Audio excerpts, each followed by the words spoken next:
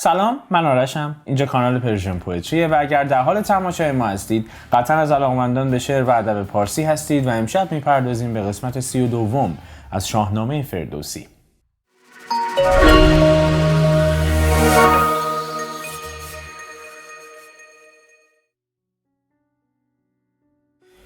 خب رسیدیم به قسمت 32 از شاهنامه فردوسی. بنابراین اگر 31 قسمت قبلی رو هم تماشا نفرمودید لینک پلیلیستش رو این بالا تقدیم حضورتون میکنم، حتما تماشا بفرمایید. به ویژه اگر از سرآغاز شاهنامه فاکتور بگیریم قسمت 11 به بعد مهم هست چون وارد شدیم به داستان‌های اساسی شاهنامه. بنابراین بپردازیم به اینکه چه اتفاقاتی افتاد در قسمت قبلی، چون 2 ماه فاصله افتاده بین ضبط قسمت قبلی و این قسمت. یه گزیده‌ای رو عرض می‌کنم خدمتتون. اگر خاطرتون باشه فریدون چیره شد بر ضحاک و تبدیل شد به پادشاه 7 اقلیم، نشست بر تخت پادشاهی. اتفاقات مفصلی افتاد که در قسمت‌های قبلی راجع به صحبت کردیم و تصمیم گرفت برای 3 فرزند و 3 پسر برومندش همسری اختیار بکنه. بنابراین پیشکار خودش رو که اسمش جندل راهبر بود فرستاد دنبال همسر بگرده برای این 3 فرزند و خب شرایطی رو براش تعیین کرد، پیش شرط‌هایی رو گذاشت که او هر جا گشت پیدا نکرد یا همچین چیزی رو و مجبور شد بره سمت یمن و شاه یمن 3 دختر داشت که هنوز نامشون رو انتخاب نکرده بود، هر 3 از یک پدر بودن. رفت سمت یمن پیش شاه یمن که نامش سرو بود و در ابتدا بهش احترام گذاشت، شروع کرد به مذاکره و محاوره و معاشرت کردن باش. حین همین احترامی که داشت میذاشت به سرو شاه یمن، جندل رو عرض میکنم پیشکار فریدون، بهش یک انذار و هشدار هم داد. گفت این درخواست رو که 3 فرزند 3 دخترت رو بگزینیم برای 3 فرزند برومند و 3 پسر دلیر فریدون، از سمت شاه فریدون این درخواستا اینجوری نیست که به سادگی فکر بکنی میتونی ردش بکنی. تبعات برات خواهد داشت اگه بخوای ردش بکنی. و خب شاه یمن هم که خب به هر حال عرب بود، ترجیح میداد که دخترانش رو نده به فریدون، سعی کرد ممانعت به عمل بیاره و یه شرطی گذاشت. گفت من ترجیح میدم که فرزندان فریدون رو ببینم، نمیشه همینجوری بیای من 3 دخترمو بدم برداری ببری که. برو 3 فرزند فریدون رو بیاد، من کم و کیفشون من آگاه بشم، ببینم که چقدر دانا هستن، چقدر دلیرن و اینجور مسائل. و خب جندل برمیگرده تاخت به سمت فریدون، این مسائل شرح ماوقع رو گزارش میده به فریدون و فریدون 3 فرزندش 3 پسرش رو میخونه به سمت خودش. او هم برای 3 پسرش اسم انتخاب نکرده. راجع به این موضوعات هم صحبت کردم که چرا اسم انتخاب نمیکردن. به قسمت‌های قبلی مراجعه بکنید متوجه عرض من میشید.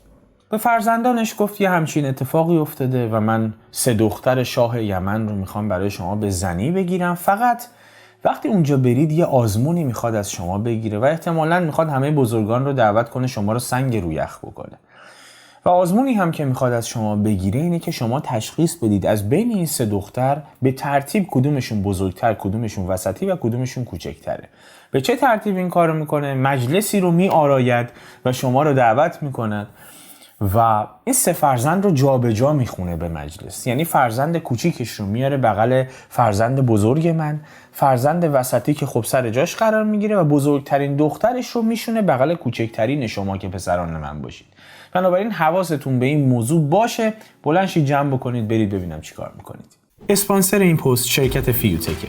این شرکت در سال 1988 توسط آقای جواد مخبری در کالیفرنیای جنوبی تأسیس شد که عرصه فعالیت گسترده‌ای داره.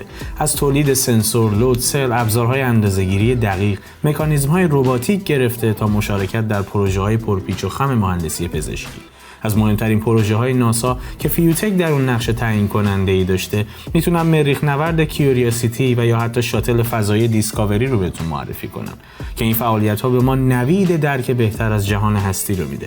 برای آشنایی بیشتر با فیوتک میتونید به وبسایت یا لینکدین فیوتک که لینکش رو در دسکریپشن گذاشتم مراجعه کنید. در بیت 175 فردوسی ادامه میده. برفتند و هر 3 برآراستند، با خویشتن موبدان خواستند. کشیدند با لشکری چون سپهر، همه نامداران خورشید چهر. برآراستن به معنای آماده شدن و مهیا شدن هست. موبد هم اینجا در معنای مطلق دانا و آگاه و راهنما استفاده شده. میگه هر 3 این فرزندان آماده شدن که راهی بشن به سمت یمن و خب چند نفر آگاه رو هم برگزیدند و در حقیقت فرا خوندند که با خودشون همراه کنند در این سفر. کشیدند با لشکری چون سپهر. این کشیدن یعنی رهسپار شدن و راهی شدن رفتن. لشکری چون سپهر، میگه پسران فریدون هم به همراه یک لشکر همچون آسمان مثل سپهر بزرگ و بیکران راهی شدن، راه کشیدن برن به سمت یمن که همه هم نامداران خورشیدچهر بودن، همه از دلاوران فرهمند بودن و اصلا برازنده راهی شدن به سمت یمن بودن. خب سرو شاه یمن هم با خبر میشه. چو از آمدنشان شد آگاه سرو، بیاراست لشکر چو پر تذرو. زمانی که سرو شاه یمن هم از اومدن اونها آگاه شد، برای پیشواز یک لشکری رو ترتیب داد که از زیبایی و شکوه مثل پر قرقاول بودن. فرستادشان لشکری گشن پیش، چه بیگانه فرزانگان و چه خویش. به پیش فرستادن یعنی به پیشواز فرستادن و استقبال کردن.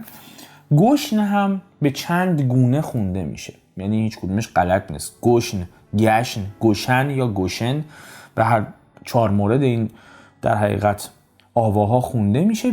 معنای ابتدایی گشن مردینه و نر هست، اما معنای دومش انبوه و فراوان هست که اینجا استفاده شده. در پهلوی ساسانی این کلمه گشن بوده، همجوری ادامه پیدا کرده. در سغدی تبدیل به وشن شده بود. میگه گروهی انبوه از بزرگزادگان غیر خویشاوند و خویشاوندش رو در این سپاه قرار داد که بره به پیشواز فرزندان فریدون. شدند این سه پرمایه اندر یمن، برون آمدند از یمن مرد و زن. 3 فرزند والاتبار فریدون به یمن رسیدن، وارد یمن شدن و خب مرد و زن برای پیشواز اونها صف کشیده بود، از شهر بیرون اومده بود. در بیت 180 ادامه میده. همی گوهر و زعفران ریختند، همی مشک با می برامیختند. همه یال اسپان پر از مشک و می، پراگنده دینار در زیر پی. می اینجا شراب هست که از آمیختن شراب با مشک گونه عطر می ساختند. میگه مردم گوهر و عطر زعفران می افشاندند و خب مشک و شراب رو با هم می آمیختن، عطر خوشبوی ازش درست می کردن و این رو می پراکندن. گردن اسب‌ها، همه یال اسبان پر از مشک و می. گردن اسب‌ها آغشته شده بود به مشک و شراب، خیلی خوشبو بود و زیر پاشون زر سرخ پاشیده بودن. پراگنده دینار در زیر پی، زیر پی این اسبان، زیر پای این اسبان همجوری سکه پخش کرده بودن. یکی کاخ آراسته چون بهشت، همه سیم و زر اندر افکنده خشت. به دیبای رومی بیاراسته، چه مایه بدو اندرون خواسته. خیلی زیبا شرح داده برای شما صحنه ای رو که پسران فریدون باش مواجه میشن. اندر افکندن یعنی داخل کردن، وارد کردن، به کار بردن، مخلوط کردن. میگه پسران فریدون یه کاخ پررنگ و نگار زیور بسته مثل بهشت دیدن یه اونجا که در خشتهاش نقره و طلا به کار برده بودن. همه سیم و زر اندر افکنده خشت یعنی در خشتهاش طلا و نقره به کار رفته بود. به دیبای رومی بیاراسته، چه مایه بدو اندرون خواسته. این خواسته در معنای زر، طلا و جواهر استفاده شده. میگه دیوارهای کاخ رو با پارچه‌های ابریشمی رومی زینت داده بودن و چه بسیار در اون طلا و جواهر به کار برده بودن، خیلی اشرافی بوده. در بیت 184 ادامه میده. فرود آوریدن در آن کاخشان، چو شب روز شد کرد گستاخشان. فرود آوریدن یعنی کسی رو با احترام جای و منزلگاه دادن. گستاخ کردن هم در این معنی که ما امروز استفاده میکنیم استفاده نشده. گستاخ کردن یعنی مأنوس کردن، آشنا کردن، همدم کردن، باب آشنایی و دوستی و گفتگو رو باز کردن، یعنی عملا احساس راحتی رو جایگزین احساس غریبی کردن. سرو شاه یمن پسران فریدون رو در اون کاخ زیبا جای داد. وقتی شب گذشت و روز اومد با اونها باب آشنایی و گفتگو رو باز کرد که معذب نباشن. 3 دختر چون فریدون بگفت، سپهبد برون آورید از نهفت. سپس شاه یمن 3 دخترش رو همون جوری که فریدون گفته بود از شبستان کاخ کشید بیرون. به دیدار هر 3 چو تابنده ماه، نشایست کردن به دیشان نگاه. نشایستن یعنی امکان نداشتن، ممکن نبودن. میگه چهره هر 3 تا اینا مثل ماه تابان درخشان بود، به قدری منور و زیبا و نورانی بود که اصلا کسی نمیتونست مدت طولانی به رخ اینها نظر بدوزه و نگاه بکنه. نشستند هر سه بران هم نشان، که گفتش فریدون به گردن کشان. از آن سه گرانمایه پرسید مه، که از این سه ستاره کدام است که؟ میانه کدام است و مهتر کدام، بباید بر این گونه بر برد نام. دقیقاً همون موضوعی که هشدار داده بود فریدون به پسرانش اتفاق افتاد. قبل از اینکه راهی بشن به سمت یمن گفته بود این سه دخترش رو میاره، اما برعکس میشونه جلوی شماها. بزرگترین دخترش رو میشونه جلوی کوچکترین شماها، کوچکترین دخترش رو میشونه جلوی بزرگترین شما و وسطی هم که سر جاش قرار میگیره. همین اتفاق افتاد. شاه یمن هر سه رو با همون ترتیبی که فریدون گفته بود آورد نشون جلوی اینا. بعد از سه پسر والاتبار فریدون پرسید از این سه ستاره، از این سه دختران من کوچکترینشون کدومه؟ میانه کدام است و مهتر کدام؟ دختر وسطی کدومه؟ بزرگتری کدومه؟ بباید بر این گونه بر برد نام. باید به همین ترتیب هر کدومشون رو بخونید. در بیت 190 ادامه میده بگفتند از آن گونه کاموختند، سبک چشم نیرنگ بردوختند. بدانست شاه گرانمایه زود، که از آمیختن رنگ نایدش سود. سبک اینجا قید هست به معنی زود، بیدرنگ، پرشتاب. چشم نیرنگ بردوختن هم کنایه از باطل کردن نیرنگ هست. چشم نیرنگ رو کور کردن هست، رو دست زدن به نیرنگ هست.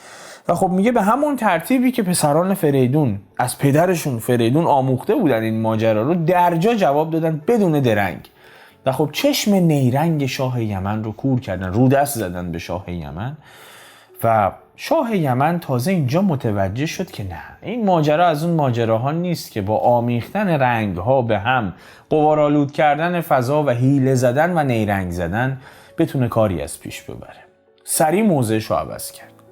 چون این گفت کاری همین است زه، مهین را به مه داد و که را به که. زه صوت تحسین هست، به معنای آفرین، به به هست. یهو سرش رو گرفت بالا و گفت بله چون این است کاری همین است زه. درست گفتید، آری همینه، درست انتخاب کردید. بنابراین مهین را به مه داد و که را به که. دختر بزرگش رو برای پسر بزرگ در نظر گرفت و دختر کوچکش رو هم برای پسر کوچکتر. بدانگه که پیوسته شد کارشان، به هم در کشیدند بازارشان. سه افسروران پیش سه تاجور، رخانشان پر از رنگ و شرم پدر. پیوسته شدن یعنی سر و سامون یافتن، رو به راه شدن. بازار اینجا مجازاً بازار نیرنگ پدر این دختران یعنی شاه یمن سرو هست. بازار کسی رو هم به هم در کشیدن کنایه از جمع کردن بساط نیرنگ کسی هست. اینکه وقتی برنامه و نقشه پسران فریدون هم خوب و درست و دقیق پیش رفت، بازار فریب شاه یمن و نزدیکانش رو هم در هم پیچیدن. سه افسروران پیش سه تاجور. افسر یک تاج از ابریشم آراسته به جواهر و زر و اینها بوده، خیلی کلاه اشرافی بوده که زنان و نوعروسان معمولا استفاده میکردن. بنابراین افسرور میشه کسی که دارای این افسره، دارای این کلاهه. مجازاً سه دختر شاه یمن میشه. میگه سه تا دختر شاه یمن هم در حالی که پیش روی سه پسر فریدون چهرهشون از شرم کاری که پدرشون کرده بود، از شرم این نیرنگ ناموفق یا اساساً اصلا شرم حضور در یه همچین مجلسی برافروخته شده بود، گلگون شده بود. در بیت 195 ادامه میده. سوی خانه رفتند با ناز و شرم، پر از رنگ رخ لب پر آواز نرم.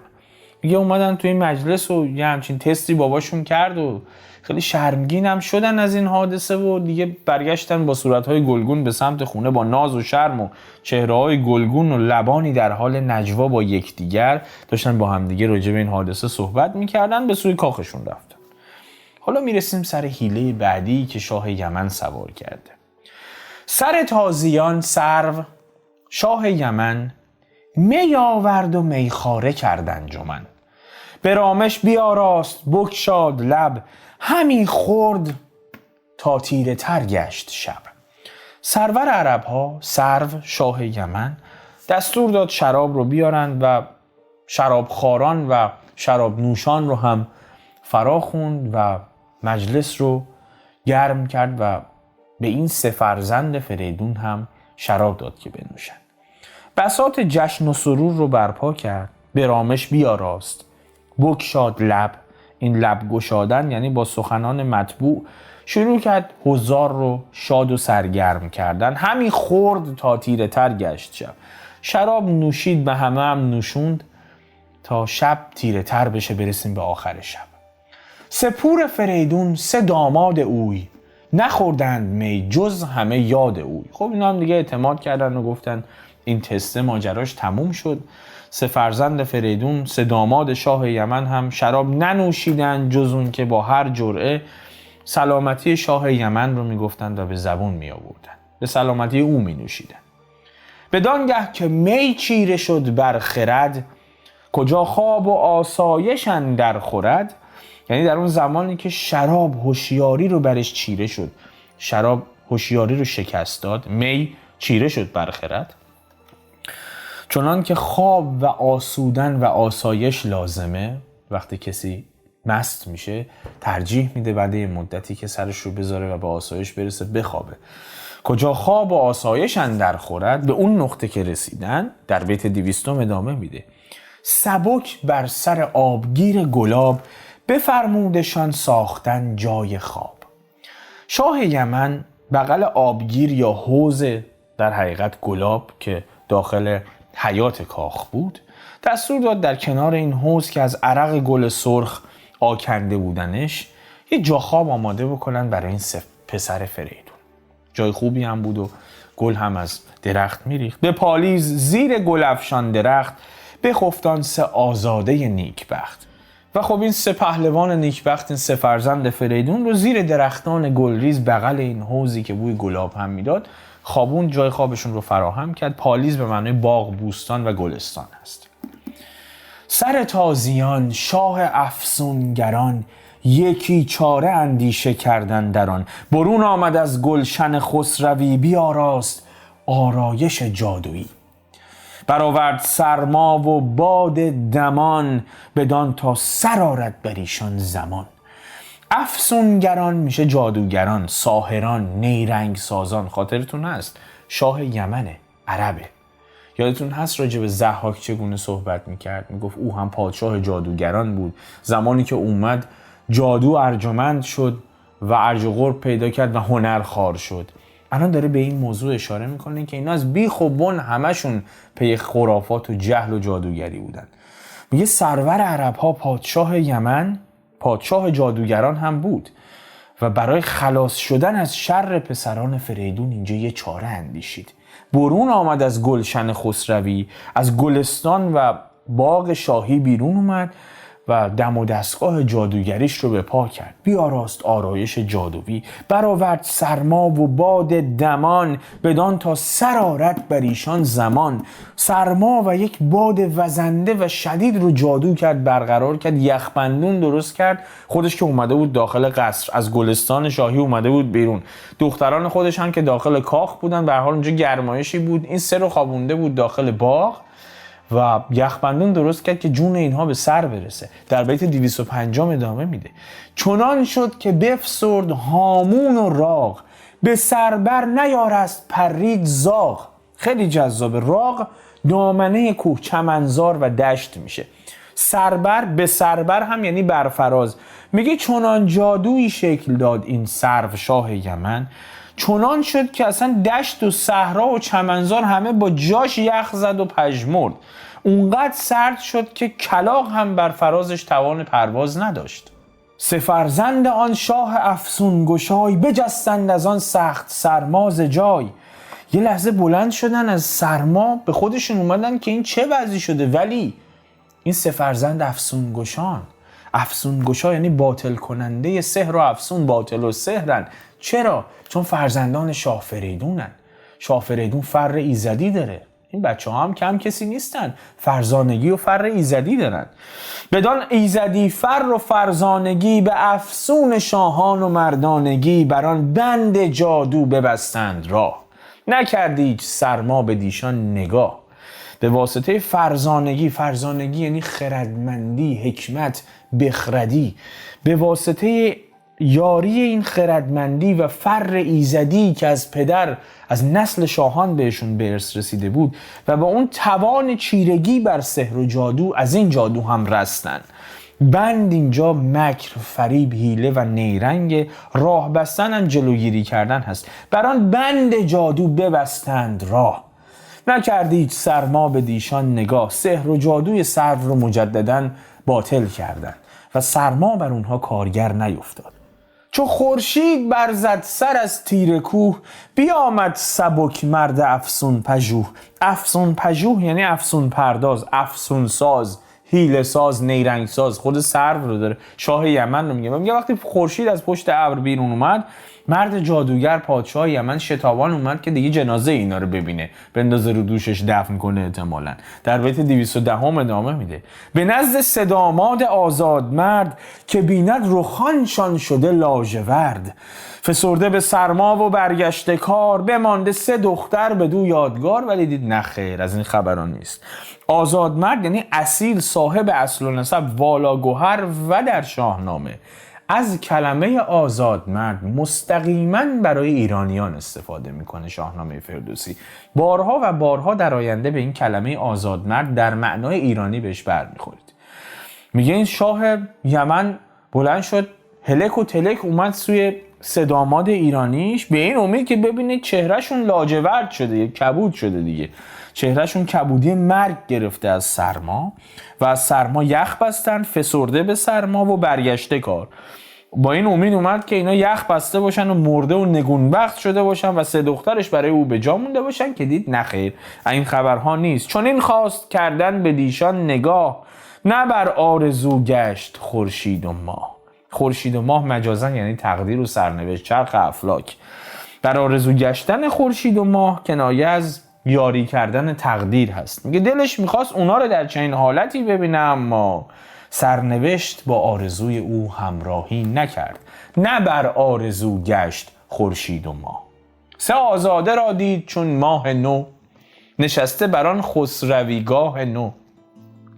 3 شاهزاده والاتبار رو دید که مثل هلال ماه نو بر اون نشستگاه شاهانه با شکوه تکیه زدن، صحیح و سالم هم هستن، خم هم به ابروشون نیفتاده. بدانست که افسون نیاید به کار، نباید شمردن بدین روزگار. شمردن یعنی حساب کردن.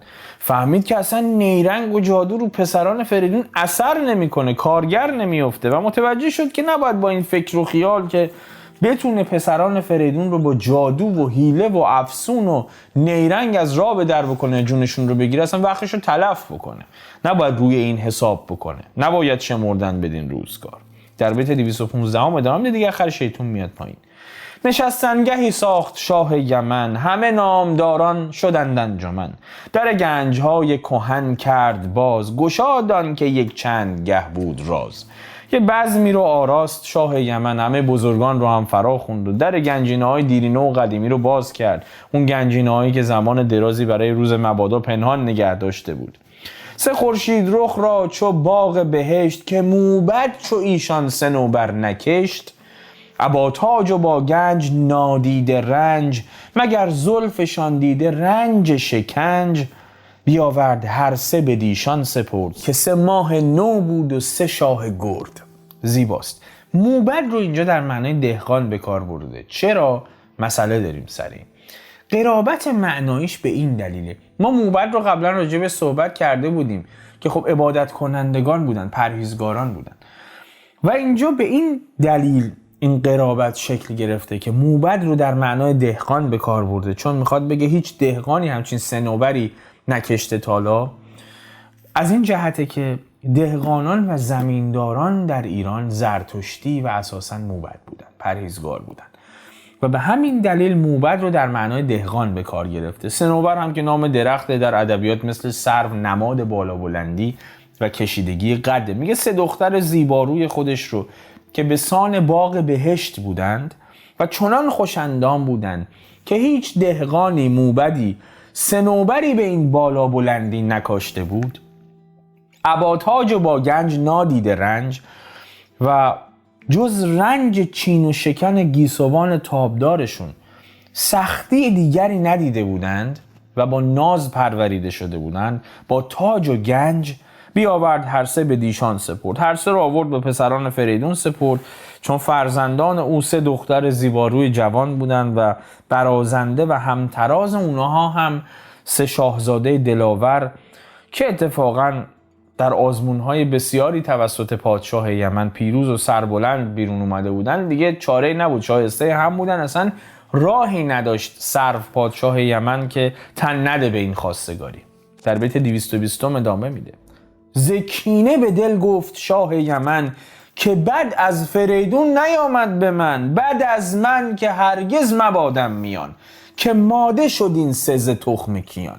اشاره میکنه به همون فرهنگ اعراب که خودش در جای خودش جذاب هم هست، که ترجیح میدادن دختر نداشته باشن، ترجیحشون پسر بود. اشاره میکنه به این، میگه شاه یمن با خشم و کینه به خودش گفت این بدبختی و آزار و رنج از پادشاه فریدون، از شاه ایران زمین به من نرسیده، که این بدبختی از خود منه، شانس بد منه که اینا ماده شدن. جنس مؤنث دختر رو میگه رنج و آزار از خود من به من رسیده که کاش اصلا نسلی از من نمیمون. چرا که این 3 فرزند من هر 3 شون عوض این که از نژاد شاهان پسر بشن که برای من بمونن، هر 3 تاشون شدن دختر، رفتن همشون. به اختر کسان دان که دخترش نیست، چو دختر بود روشن اخترش نیست. به اختر یعنی خوش ستاره، خوش ستاره یعنی نیکبخت دیگه، خوشبخت. میگه اون کسی رو نیکبخت بدون شاه یمن داره اینا رو با کینه به خودش میگه کسی بختش خوشه و نیکبخته که اصلا دختر نداشته باشه، چون دختردار که آدم سعادتمندی نیست. به پیش همه موبدان سرو گفت، که زیبا بود شاه را ماه جفت. اما چیزی که در برابر موبدان میگفت، این رو در داخل به خودش تشر میزد که ای کاش اصلا من دختر نمیداشتم، جاش پسر میداشتم، سعادتمند میشدم. اما در ظاهر درو بود، به بقیه چیز دیگری نشون میداد. چیزی که سرو در مقابل موبدان بیان میکرد این بود که دختران زیباروش برای شاهزادگان فریدون همسران برازنده و شایسته ای خواهند بود. بدانید که این 3 جهان بین من، سپردم به دیشان به آیین من. به موبدان داره میگه بدونید که این 3 تا دخترم، این 3 نور چشمم رو بنابر دین و آیین خودم به همسری اینها سپردم. بدانید که این 3 جهان بین من، سپردم به دیشان به آیین من. در بیت 225 ادامه میده: بدان تا چو دیده بدارندشان، چو جان پیش دل برنگارندشان. میگه به امید این دختران رو دادن به فرزندان فریدون شاه که مانند چشم از اونها نگهداری بکنن و همچون جان اونها رو نزد خودشون عزیز و گرامی بدونن، اونها رو همچون جان با تن خودشون بیامیزن. اینها رو داره به موبدان میگه، در صورتی که خب از درون پر از کینه و خشمه. خروشید و بار غریبان ببست، ابر پشت شرزه هیونان مست. شرزه یا شرزه به معنای نیرومند و قوی هیکل هست. هیونان هم جمع هیون هست، جمع شتر تندرو یا اسب. مست هم اینجا مجازاً ناآرام، نیرومند و قدرتمند و خشمگین. میگه در ظاهر یه زاری هم کرد و فرمان داد بار دخترانش رو ببندن بر پشت شتران نیرومند بی آرام و قرار که اینا راهی بشن به سمت ایران. ز گوهر یمن گشت افروخته، عماری یک اندر دگر دوخته. میگه از کجاوه های همچون گوهر درخشان، عماری میشه محمل، کجاوه اتاقکی که برای نشستن پشت در حقیقت فیل و شتر میبستن. میگه از کجاوه های همچون گوهر درخشان که پیوسته به هم دیگر بسته شده بودن که این لشکر راهی بشه و جفت هم قرار گرفته بودن، سرزمین یمن عملا تابناک شده بود. داره اغراق میکنه برای شما که اون صحنه رو قشنگ بتونید بازنمایی بکنید درون ذهن خودتون. و هوشمندی فردوسی که یک بیت رو هم بی دلیل مطرح نمیکنه، قصد فرهنگ سازی داره 1000 سال پیش. دقت بکنید به این 2 بیت. چو فرزند را باشد آیین و فر، گرامی به دلبر چه ماده چه نر. دیگه بحث شاه یمن تموم شده، داره مواضع خودش و نصایح خودش رو به ما میگه زمانی که فرزند شکوه و برازندگی داشته باشه، که شما سر رو بتونید بالا بگیرید از این فرزندی که بزرگ کردی، فرزندتون شکوه داشته باشه، برای دل گرامی است، برای آدم گرامی است. خواه نر باشه خواه ماده، میخواد پسر باشه میخواد دختر. مخالفت خودش رو با مواضع شاه یمن که شاه اعراب بود و دلش نمیخواست که اساسا دختر داشته باشه و آرزو میکرد کاش هر سه اینا پسر شده بود، دختر نداشتم که حداقل سعادتمند میشدم. میگه چو فرزند را باشد آیین و فر، سر این فرزند به تنش بیارزه، فرهمند و شکوهمند باشه. سر تو بتونی بالا بگیری، دختر و پسرش فرق نمیکنه، فقط باید بتونی بهش افتخار بکنی. به سوی فریدون نهادند روی، جوانان بینا دل و راهجوی. جوانان هوشیار دانای فریدون، سه فرزندش، به سمت فریدون روانه شدند.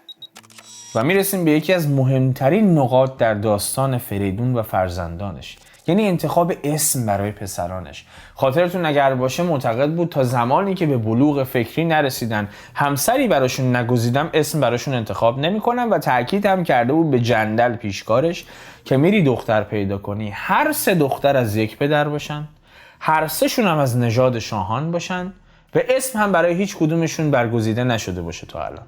و همین دلیل هم تو ایران پیدا نشد، جندل رفته بود یمن اگر خاطرتون باشه. الان وقتشه که اسم براشون انتخاب کنه، اما نه به این سادگی. یه تست هم خودش از فرزندانش میگیره. در بیت 230 ادامه میده: چو از بازگردیدن آن سه شاه، شد آگه فریدون بیامد به راه.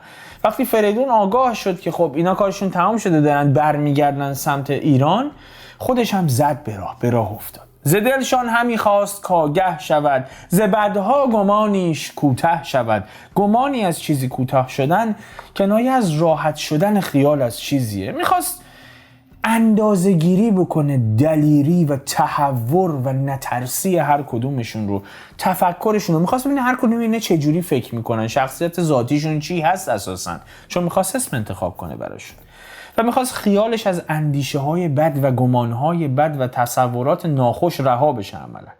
بیامد به سان یکی اژدها، کزو شیر گفتی نیابد رها. به سوی پسرانش راه افتاد در حالی که خودش رو در هیبت یک اژدها و به شکل یک اژدها در آورده بود که گمان می‌بردی شیر هم نمیتونه از چنگال این اژدها رها بشه. خروشان و جوشان به جوشن درون، همی از دهان شاتش آمد برون. قرش کنان و خشمگین در جوش و خروش یه جوری اومد سمت سه فرزندش که از دهانش آتش بیرون میزد. چو هر سه پسر را به نزدیک دید، به گردن درون کوه تاریک دید. وقتی نزدیک سه پسرش رسید، یک کوهی از گرد و غبار دید. میخواد بگه پسرانش خیلی با تاخت و تاز داشتن میومدن به سمت ایران. ببینید چقدر صحنه رو قشنگ براتون صحنه آرایی میکنه. کماکان چشمتون رو اگر ببندید قشنگ داستان رو میتونید درون ذهن خودتون تصویر سازی بکنید. اینها به شدت تاخت و تاز میکردن و گرد و خاک از زمین بلند شده بود، دور اینها رو یک کوهی از گرد و غبار گرفته بود، به هوا برخاسته بود. در بیت 235 ادامه میده: برانگیخت گرد و برآورد جوش، جهان شد ز آواز او پرخروش. گرد برانگیختن یعنی گرد پراکندن، مجازن یعنی به سرعت راندن و تاختن، جوش برآوردن هم یعنی به هیجان آمدن، غوغا و فریاد کردن. میگه به سرعت به سوی اونها تاخت و تاز کرد، به جوش و خروش اومد و خب هنگامه و غوغای فریدون در قامت یک اژدها جهان رو در بر گرفت. بیامد دمان سوی مهتر پسر، که او بود پرمایه تر تاجور. مهتر پسر یعنی پسر بزرگش، پرمایه هم یعنی با قوت و قوی نیرومند. پرمایه تر یعنی اون نیرومندترین و پرتوانترین فرزندانش بود، به واسطه این که خب از همه فرزندانش بزرگتر بود. اول خروشید به سمت پسر بزرگترش که خب شاهزاده بزرگتر بود. پسر گفت با اژدها روی جنگ، نبیند خرد یافته مرد سنگ. سنگ اینجا مجازن یعنی سخته، پخته، سنجیده، آزموده. پسرش که این صحنه رو دید که یه اژدها اینجوری دمان داره به سمتش میاد، گفت مرد سنجیده دانا جنگ با اژدها رو به صلاح و مصلحت نمیدونه. سبک پشت بنمود و بگریخت زوی، پدر زی برادرش بنهاد روی. بنابراین وقتی تفکرش اینه که خب با جنگ با اژدها که من نمیتونم جون سالم به در ببرم. بنابراین سریع میگریزه و فرار میکنه به یه گوشه. صلاح و مصلحت رو در این میدید که محافظه کاری بکنه. بنابراین بیدرنگ روی میگردونه، از اژدها در میره و پدر که در قامت یک اژدها ظاهر شده میره سوی برادر دومی. میان برادر چو او را بدید، کمان را به زه کرد و اندر کشید. زه چله میشه، این ریسمان تناب تابیده از ابریشمی هست که دو سر کمان رو باهاش میبندن و خب چله کردن کمان، این زه کردن یعنی چله کردن کمان. کمان رو به چله بستن، کمان رو در تیر و کمان کرد و کشید. برادر دوم میگه تا اژدها رو دید چله کمان رو بست و زه رو هم داخل کشید و آماده تیراندازی شد با این فلسفه که مرا گفت گر کارزار است کار، چه شیر دمنده چه جنگی سوار. با خودش گفت اگه من ناگزیر باشم و ناچار باشم به جنگیدن، چه شیر قرنده جلوی من باشه، چه سپاه جنگجو، چه اژدها باشه، من می جنگم، ترس ندارم. چو کهتر برادر به دیشان رسید، خروشید کان اژدها را بدید. این ترتیب پسر بزرگتر رو که دادیم، فرار کرد. مصلحت رو در این دید که رویارو نشه با اژدها. فرزند وسطی که تیر و کمان رو کشید و گفت من می جنگم، شیر باشه یا جنگجو باشه فرق نمیکنه، هر کی جلو من باشه، من اگه ناچار باشم به جنگم، از جونم حفاظت بکنم می جنگم. رسید به پسر کوچیکتر و برادر کوچیکتر که به اونها رسید، اون اژدها رو که دید یهو یه نعره‌ای برآورد.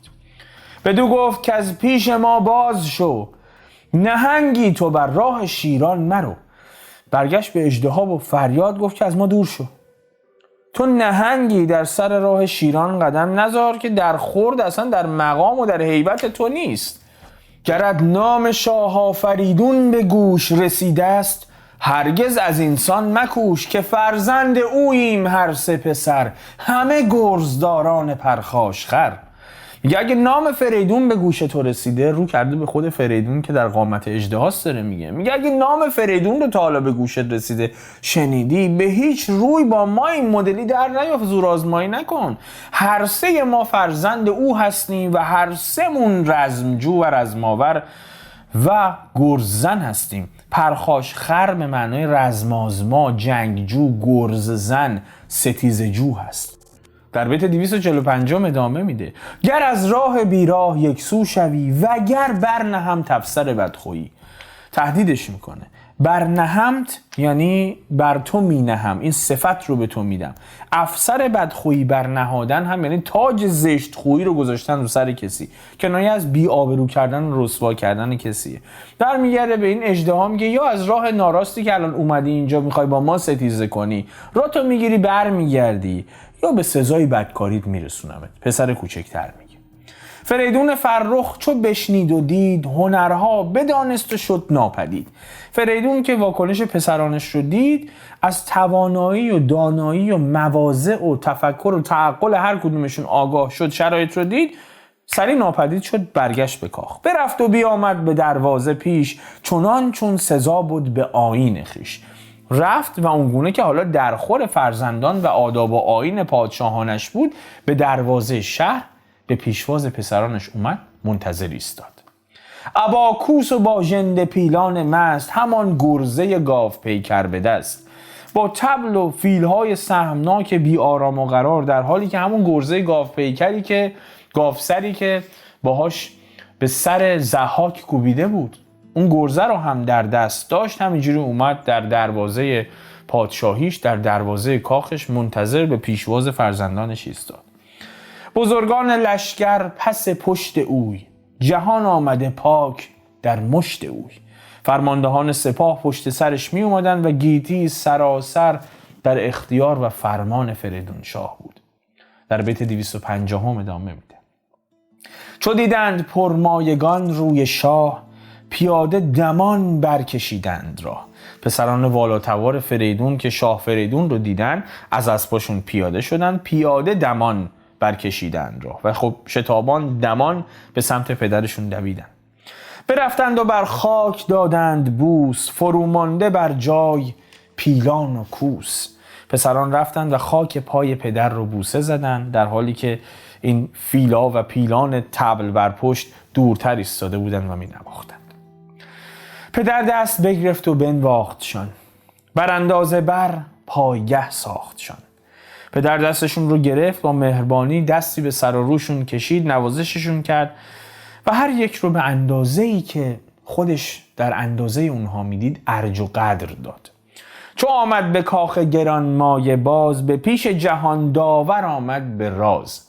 زمانی که برگشت به کاخ فریدون، به کاخ پرشکوه خودش بازگشت، در خلوت پیش ایزد شروع کرد به راز و نیاز کردن. همی آفرین کرد بر کردگار، کزو دید نیک و بد روزگار. ایزدش رو بسیار سپاس گفت که سبب ساز نیک و بد سرنوشت ایزد رو میدونست. در بیت 255 ادامه میده. دیگه میخواد راستش رو به فرزندانش بگه. وزان پس 3 فرزند خود را بخواند، به تخت گرانمایگی برنشاند. چون این گفت کان اژدهای دژم، کجا خواست گیتی بسوزد بدم. پدر بود که جست از شما مردمی، چو بشناخت برگشت با خرمی. 3 فرزند خودش رو فرا خوند، در کنار خودش بر تخت سروری و بزرگی، یعنی بر تخت شاهنشاهی خودش نشوند و بهشون گفت اون اژدهای خشمناکی که میخواست گیتی و جهان رو با شرار نفسهای سوزانش بسوزونه من بودم، پدرتان بود که میخواست پایداری و بزرگمنشی رو در شما جستجو کنه، ببینه هر کدومتون چی ازتون برمیاد، از پس چی برمیاد. و وقتی که این رو پیدا کرد و این نتیجه رو گرفت، خودش رو میگه این نتیجه رو گرفتم، بلافاصله برگشتم سوی کاخ. حالا چرا میخواست اینا رو بدونه؟ برای اینکه نامشون رو انتخاب بکنه و بهشون میگه کنون نامتان ساختستیم نغز، چون بیاید سزاوار مغز. ساختستیم یعنی برگزیدیم، ساختیم. میگه نامتون رو برگزیدم، نامهای برازنده‌ای هم برای هر کدومتون برگزیدم که سزاوار سرشت هر کدوم شماست، اون گونه‌ای که بایسته و شایسته باشه برای شما. وقتی در قامت اژدها رسیدم به سمت شما، سرشت هر کدومتون بهتر دستم اومد. تویی مهترین سرم نام تو باد، به گیتی پراکنده کام تو باد. سلم هم در بعضی از نسخ دیدید که نوشته شده سرم درست هست. در زبان پهلوی به معنای روم بود. اسم پسر بزرگش میشه اسم یک منطقه‌ای در آینده که حالا کم کم متوجه میشید چه اتفاقاتی قراره بیفته. در اوستا هم این کلمه که در بعضی نسخ شاهنامه به غلط سلم نوشته شده، سیرمینا یعنی سرزمین سرم یا سرزمین روم بوده. بگذاریم. پراکنده بودن نام کسی هم بر گیتی کنایه از فرمان روای گیتی بودن، خواست و فرمان کسی بر جهان نافذ و روا بودن عملا. میگه تو بزرگترینی، نامت رو میذارم سرم یا به غلط سلم، چون بعدن این کلمه راه پیدا کرده به ادبیاتمون و در نسخ متوالی سلم گفتن، یا حتی اگر سرچ هم بکنید نام فرزند بزرگ فریدون رو سلم نوشتن. بنابراین من هم سلم میگم، اما بدونید که این یک غلط مصطلح هست. واژه صحیح سرم هست. بگذاریم. میگه تو بچه بزرگ منی، اسمتو میذارم سلم و آرزو میکنم سراسر جهان خواست باشه، خواست تو باشه و رأی تو و رای تو و فکر تو گسترده و نافذ باشه، فرمان روای جهان تو باشی. که جستی سلامت ز چنگ نهنگ، به گاه گریزش نکردی درنگ. که بیگزند از چنگ این اژدهایی که من بودم و اومدم به سمتت گریز کردی، گریختی و به هنگام فرار درنگ نکردی، محافظه کاری کردی. دلاور که نندیشد از پیل و شیر، تو دیوانه خانش مخانش دلیر. سعی کرد بهش دلداری هم بده که احساس نکنه ترسیده، متوجه شده و شخصیت محافظه کاری داره. گفت دلاوری که از فیل و شیر پرهیز نکنه و پروا نکنه رو بهش بگو دیوونه، اصلا نگو دلاور. بگذاریم. نام فرزند اول بزرگترین شد سلم. میانه که از آغاز تیزی نمود، ز آتش مرو را دلیری فزود. پسر وسطی که از آغاز درشتی کرده بود، تیر رو در کمان کرده بود که با این اژدها بجنگه، دلاوریش رو از عنصر آتش که در سرشت و نهاد او بود گرفته بود و احساس کرد دلیری او از سرشت آتشین او فزونه، یعنی بیشترین صفتی که میتونه به اون نسبت بده دلیری و تحور و جنگاوری است. ورا تور خوانیم و شیر دلیر، کجا ژنده پیلش نیارد به زیر. اسم این فرزند رو میذاره تور. تور در معنای لغوی به معنی دلیر و پهلوان هست. اما این موضوع رو هم در نظر داشته باشید. معنی اصلی تور پهلوان و دلیر هست، اما چون در آینده تورانیان دشمنان ایرانیان میشن، بعدها معنی این کلمه تور در ادبیات تغییر میکنه به معنای دیوانه و وحشی.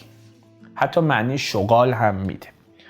هنوز هم در لهجه کردی و اگر اشتباه نکنم گیلکی دقیقاً در معنای دیوانه و وحشی تور استفاده میشه. همین الان که دارم این پست رو براتون ضبط میکنم. اسم فرزند وسطی رو میذاره تور، فرزندی که یک شیر دلیره و فیل سهمناک هم نمیتونه شکستش بده، بنابراین اسم او رو میذاریم تور. هنر خود دلیریست بر جایگاه، که بددل نباشد سزاوار گاه. میگه اتفاقا بر جایگاه، جایگاه یعنی درست به موقع. جنگاوری و ستیزجویی و دلاوری و تحور نشان دادن به موقع واقعا نماد دلیری است، چون فرد ترسو، فرد بددل سزاوار گاه و پادشاهی نیست. که بددل نباشد سزاوار گاه، ترسو جایگاهش که پادشاهی نیست. و در بیت 265 میرسیم به فرزند کوچکتر که اتفاقا در آینده متوجه میشید با توجه به تقسیم کاری که بین اینها میکنه فرزند مورد علاقه فرزند انتهایی است. دگر کهتران مرد با هنگ و سنگ، که هم با شتاب است و هم با درنگ. ز خاک و ز آتش میانه گزید، چنان که از ره هوشیاران سزید. هنگ یعنی دانایی، هوشیاری، زور و قوت و نیرو هم معنی میده. با هنگ یعنی کسی که دارای هوش و دانایی و توانایی است. با سنگ هم یعنی سنجیده، فرزانه، دارای وقار و سنگینی. میگه سرانجام میرسه به کوچکترین پسر، آن مرد فرزانه و عملاً زورمندی که هم شتابکاره، هم عتاب و شتاب داره، هم شکیباست و هم صبر داره. یعنی هم توانمنده، هم هوشمنده، هم تند و بیباکه، هم محافظه‌کاره و احتیاط هم میکنه. که سرشت او از میان عنصر خاک و عنصر آتش دقیقاً میانه رو برگزیده، همان گونه که سزاوار خوی و خصلت خردمندان هست. دلیر و جوان چون هوشیوار بود، به گیتی جزو را نباید ستود. میگه وقتی دلاور و جوان تو خردمند هم باشه دست بر قضا، در جهان کسی رو جز اون نمیشه ستایش کرد. هم دلاوره، هم قدرت داره، هم تفکر داره، هم تحور داره، همه رو با هم داره، بنابراین شایسته ستودن هست. کنون ایرج اندر خورد نام اوی، در مهتری باد فرجام اوی. میگه بنابراین احساس میکنم نام ایرج در خور تو فرزند کوچک من هست و پایه و مرتبه سروری و سرافرازی سرانجام تو باد. بدان کو به آغاز شیری نمود، به گاه درشتی دلیری فزود. از این جهت که در ابتدا از خودت دلاوری و تفکر نشون دادی و زمانی که پرخاش تندی از اون اژدها دیدی اتفاقاً بر دلاوری خودت افزون هم کردی. در بیت 270 ادامه میده. به نام پری چهرگان روز و شب، کنون برگشایم به شادی دو لب. خب اسم شما رو که برگزیدم، حالا نوبت اسم عروسهای منه، اسم زنهایی که برای شما اختیار کردم. نام عروسان زیبارویم رو شبانه روز من بعد شادمانه ازشون سخن میگم. زن سلم را کرد نام آرزوی، زن تور را ماه آزاد خوی. اسم زن سلم یا سرم شد آرزوی و زن تور هم اسمش رو گذاشت ماه آزاد خوی. زن ایرج نیک پی را سهی، کجا بود به خوبی سهیلش رهی. سهیل پرکه، یک ستاره روشن که در جانب جنوبی آسمان هست. اتفاقا سوسو زدنش رو ابتدا در یمن میتونن ببینن. رهی هم که یعنی بنده، چاکر و خدمتگزار. میگه زن ایرج فرخ پی رو هم که ستاره سهیل به خاطر زیبایی بی حد و حصرش بنده این زن بود، رهی این زن بود، اسمش رو گذاشت سهی که صفتی است که معمولاً به سرو میدیم، سرو سهی. پس از اختر گردگردان سپهر، که اختر شناسان نمودند چهر، نبشته بیاورد و بنهاد پیش، بدید اختر نامداران خیش. اختر در تنهایی به خودی خود معنای ستاره میده، اما اینجا در معنای زایجه استفاده شده. زایجه این لوح مربعی یا دایره واری هست که در حقیقت مواضع ستارگان و فلک برای ستاره شناسی ازش استفاده میکنن، همون هوروسکوپ خودمون. میگه سپس از اشکال و صور آسمان گردنده که ستاره شناسان قبلا رازش رو پدیدار کرده بودند، مکتوبی که بر آن راز سرشت و سرنوشت و تقدیر پسرانش نوشته شده بود رو پیش آورد جلو که طالع پسران ارجمندش رو ببینه و راجبش باشون صحبت بکنه و به خودشون بیان بکنه، نه صرفاً این که سعد و نحس روزگار رو بسنجه. معتقد بودن در گذشتگان که زمان تولد، این که آفتاب در چه برجی است، این که چه روزی متولد میشن، این که روح رو از کدام ستاره میگیرند، بر سرشت و طینت فرزند متولد شده تاثیرگذار هست و میخواست این رو هم بسنجه و به خودشون بگه. در بیت 275 ادامه میده: به سلمندرون جست زختر نشان، ستاره زحل دید و طالع کمان. به رخ میکشه اینجا فردوسی هم داناییش در رابطه با ستاره شناسی رو و هم خیلی خوب برای شما تصویر میکنه که فریدون در فرزندانش دقیقاً داره چی میبینه. زحل یا همون کیوان ستاره است در آسمان هفتم که نزد ستاره شناسان بسیار نحس بوده و ابوریحان در کتاب التفهیم خودش در فهرستی که از نام ستارگان و دلالتشون بر خلق و خوی انسانها در حقیقت نوشته، نام برده. برای زحل نوشته ترسنده، بددل، بخیل، کینه‌ور، مکار و کسی که زیاد وسوسه میشه. این صفات رو نسبت داده. و خب طالع هم برجی است که هنگام ولادت هر کسی از افق شرقی معلوم میشه، از افق شرقی نمودار میشه. کمان هم که نام برج نهم از 12 برج فلکیه که ستاره هاش شکل مرد تیرانداز فرض شده اگر اشتباه نکنم. میگه توی این نوشته نگاه کرد، جست به دنبال طالع و بخت و اقبال سلم پسر بزرگش، دید ستارهش کیوانه، طالعش هم کمانه که عرض کردم معانیش چیه. دگر طالع تور فرخنده شیر، خداوند بهرام برخون دلیر. فرخنده یعنی همایون و شیر هم اسد هست، برج پنجم از بروج فلکی هست. خداوند هم اینجا به معنای کد خدا استفاده شده، اصطلاح نجومی هست. از چه جهت؟ خداوند بهرام، کد خداش بهرامه. منظورش اینه که روحیاتش رو از ستاره بهرام میگیره. قبلی روحیاتش رو از ستاره زحل میگرفت که در کتاب تفهیم ابوریحان راجع به صحبت کردم براتون، یعنی ترسنده، بددل، بخیل. این هم صفاتش رو از ستاره مریخ یا بهرام میگیره که جاش در آسمان پنجم بوده که اون هم عرض کردم نحس هست و دال بر جنگ و خونریزی و ستمه. به همین دلیل میگه خداوند بهرام بر خون دلیر. روحیاتش رو از ستاره مریخ میگیره و خب بر خون هم دلیر هست و احتمالاً جنگجو و خونریز هست. از چه جهت؟ از اون جهت که اگر خاطرتون باشه بلافاصله که اژدها رو دید تیر رو در کمان کشید که شروع بکنه. در همون کتاب التفهیم ابوریحان در دلالت در حقیقت مریخ بر خلق و خوی، آشفتگی رای و جاهلی و تحور زیاد از حد، بیباکی زیاد از حد و بدی و سبکی و ناپاکی و لجاجت و دلیری هم در حقیقت از صفات کد خدای بهرام، عملا ستاره بهرام بر متولدینش هست.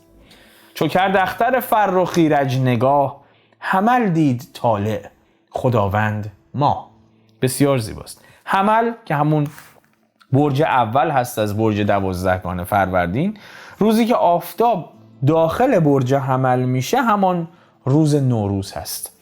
بنابراین مدت موندن آفتاب در برج حمل میشه فروردین ماه و روز اولش میشه عید نوروز که عید سال نو ما ایرانیان هم هست. ماه هم که اینجا همون قمر هست، دوباره یکی از ستاره هاست. برمیگردم به کتاب التفهیم ابوریحان. ذکر دلالت ماه بر خلق و خوی متولدینش خوشمنش بودن، گشاده رو بودن، با مردمان عزیز بودن و متفکر بودن هست. میگه وقتی نقش و نشان ستاره و بخت ایرج رو میبینه طالع او طالع حمله، برج حمله و خانه او هم ماهه و ماه قراره بر او دلالت بکنه. بنابراین این فرزندی است که مثل آفتاب درخشان خواهد بود و تفکرش و رفتارش رو هم از ماه، از قمر ارث برده که همون خوشمنش بودن و گشاده کار بودن. و در انتها بهشون هشدار میده به هر سه که این چیزی که من در طالع و بخت شما میبینم آبستن حوادث عجیب و غریبی است و از جنگ و خونریزی بین شما سه تا هم حتی گریز و راه فراری نیست. از اختر بر ایشان نشانی نمود که آشوبش و جنگ بایست بود. آشوبش یعنی آشوب و پریشانی. اشاره وار از طالع و تقدیرشون سخن میگه و میگه بنابر حکم تقدیر این چیزی که من میبینم آشوب و جنگ بین شما سه تا هم حتمی خواهد بود. در قسمت‌های بعد میپردازیم به این که چه اتفاقاتی میفته. فریدون زمین رو و پادشاهیش رو تقسیم بر 3 بخش میکنه و هر بخش رو به هر کدوم از اینها میده و چرا تخمین میزد که بین این 3 ممکنه جنگی در بگیره. همه رو در قسمت بعدی بهش خواهیم پرداخت. بنابراین اگر میخواید قسمت بعدی رو هم از دست ندید لطفاً حتما کانال رو سابسکرایب بکنید و زنگوله کنارش رو بزنید. درخواستم ازتون اینه که اگر تا انتها دنبال کردید لینک شبکه‌های اجتماعیمون رو که در دیسکریپشن براتون میذارم، همیشه این گوشه بچه‌ها نمایش میدن، رو هم حتما دنبال بفرمایید. به مجموعه ما کمک میکنه، به بیشتر شناخته شدنش کمک میکنه. و اگر قصد همیاری با مجموعه پرژن پوئتری رو هم داشتید، اگر داخل ایران هستید از طریق لینک آیدی پی و اگر خارج از ایران هستید میتونید از طریق پیپل همیاریتون رو به ما برسونید. هر دو لینک رو هم در وبسایتمون که لینک وبسایتمون رو هم در دیسکریپشن براتون اد میکنم adormedia.com، چرخی هم در وبسایت بزنید بد نمیشه، میتونید استفاده کنید. همیاری مالتون رو هم به دست ما برسونید. خیلی امشب حرف زدم، پست طولانی شد. به زودی میبینمتون. به سلامت.